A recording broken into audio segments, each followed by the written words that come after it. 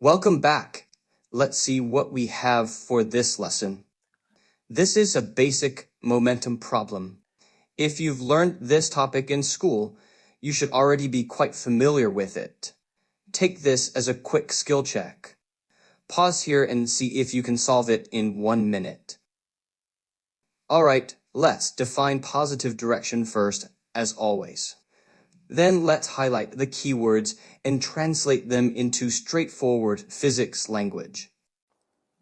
The first one is collide. Together with a diagram showing two objects colliding, we can be 100% confident that this question is testing conservation of momentum.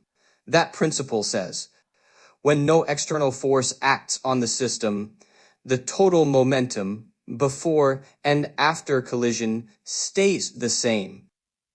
So the general equation is m₁u₁ plus m₂u₂ equals to m₁v₁ plus m₂v₂. m₁u₁ and m₂u₂ is the sum of total momentum before collision, and u represents the initial velocity. m₁v₁ plus m₂v₂ is the sum of total momentum after collision, and v represents the final velocity.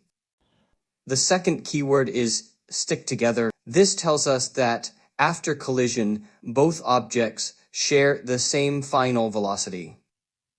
That's it for the keywords interpretation. The rest of the question should be pretty straightforward.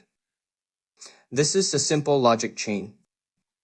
First, apply conservation of momentum. Then from the keyword stick together, we know v1 equals to v2. The question also says the two trolleys have equal mass, so m1 equals to m2. With those conditions, the equation simplifies to this form. Let's compare solutions. Here is a simplified conservation of momentum equation. Plug in the numbers, do the algebra, and you will arrive at the final answer. Let's have a quick recap. Whenever you see two objects colliding, whether or not they stick together, conservation of momentum applies. That means you can always start with m₁u₁ plus m₂u₂ equals to m₁v₁ plus m₂v₂.